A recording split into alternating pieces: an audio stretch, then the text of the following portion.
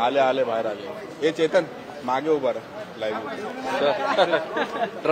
सुरुवातीला अभिनंदन सर तुमचं 4,000 कोटी चालू सर. पुण्यामध्ये गेल्या 8 दिवसांपासून पोलिसांची कारवाई सुरू आहे. जवळपास 4,000 कोटीचं ड्रग पुणे पोलिसांनी जप्त केलंय. गृह खात्याचं हे यश आहे. मला असं वाटतं की निश्चितपणे पुणे पोलिसांचं अभिनंदन केलं पाहिजे. ज्या प्रकारे त्यांनी ड्रग्सचा हा संपूर्ण साठा हुडकून काढलेला आहे. आम्ही सातत्याने सांगतो आहे की सरकारने zero drugs policy, no tolerance for drugs अशा प्रकारची पॉलिसी आपण घेतलेली आहे. आणि सगळ्या युनिट्सला आपण सांगितलं आहे की केवळ मुद्देमाल जिथे मिळतो तिथपर्यंत सीमित राहू नका, त्याचे बॅकवर्ड लिंकेज आणि फॉरवर्ड लिंकेज हे देखील शोधून काढा. आणि नेमकं ते काम पुणे पोलिसांनी केलं. त्यामुळे बॅकवर्ड लिंकेज आणि फॉरवर्ड लिंकेज दोन्हीकडे मोठ्या प्रमाणात साठा मिळाला. आणि हे जे षडयंत्र चाललं होतं त्या षडयंत्राचा एक प्रकारे पर्दाफाश देखील झालेला आहे. आणि आता याचे धागेदोरे अनेक ठिकाणी आहेत जे पुणे पोलिसांमुळे आता त्या ठिकाणी सापडलेले आहेत.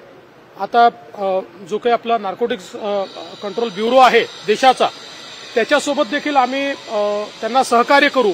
कारण अनेक राज्यांमध्ये ही कारवाई करावी लागेल.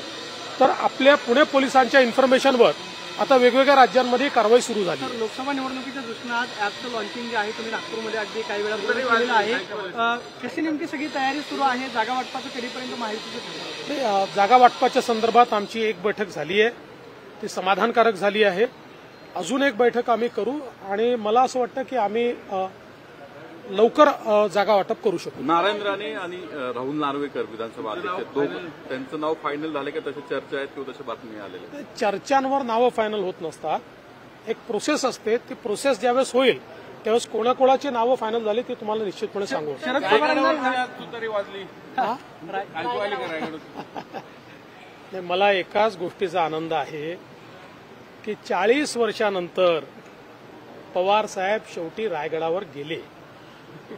अजितदादांना एका गोष्टीचं क्रेडिट तर द्यावं लागेल की शेवटी छत्रपती शिवरायांच्या चरणी 40 वर्षानंतर पवार साहेबांना अजितदादांमुळे जावं लागलं. आता तुतारी कुठे वाजते, किती वाजते, कशी वाजते हे आपल्याला भविष्यात दिसेलच.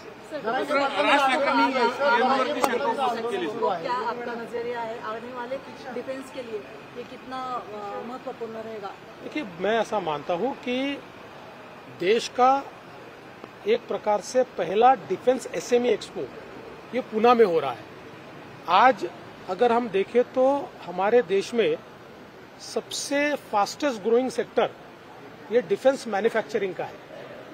और इसमें असीमित संभावनाएं भी है. इसमें बड़े पैमाने पर निवेश भी है. इसमें बड़े पैमाने पर रोजगार के अवसर भी है. और इस क्षेत्र को महाराष्ट्र में हम लाए, महाराष्ट्र को उसका फोकल पॉइंट बनाए, इस दृष्टि से ये एक्सपो हमने तैयार किया है, लगाया है. देश भर से एसएमईज वहां पर आई है और महाराष्ट्र की इकोसिस्टम को देखने के बाद मेरा विश्वास है कि डिफेंस मैन्युफैक्चरिंग के क्षेत्र में महाराष्ट्र में वो लोग निवेश करेंगे. ये बहुत ही महत्वपूर्ण इस प्रकार का कार्यक्रम यहाँ पर हो रहा है. सर कंत्राटी ईव्हीएमवरती पुन्हा शंका उपस्थित केली. कोणी कशावर केली? ईव्हीएम आवाज येतो, कळत नाही मतदान कोणाला जातं ते. मागे त्यांना पटलं होतं ना ईव्हीएम, आता नाही पटत आहे. पुन्हा पटेल. सर, कंत्राटी भरतीचा जी तुम्ही रद्द केलेला होता, आज एमपीसीबी जी लोकांची भरती करती विविध पदांवरती, त्यांनी पण कंत्राटी भरती. असं आहे, कंत्राटी भरतीचा ज्यावेळेस जीआर रद्द केला त्यावेळेसच आपण सांगितलं होतं की ज्या डिपार्टमेंट्समध्ये गेली 20-25 वर्ष कंत्राटी पदं आहेत ती पदं त्यांना भरता येतील. हे काही आज नव्याने ते करत नाही आहेत. काही डिपार्टमेंट्स हे कंत्राटी पदांवरच चालतात कारण त्या जॉबचं नेचरच तसं आहे. त्याच्यामुळे कुठेही नव्याने ते होत आहे असं मानण्याचं कारण नाही.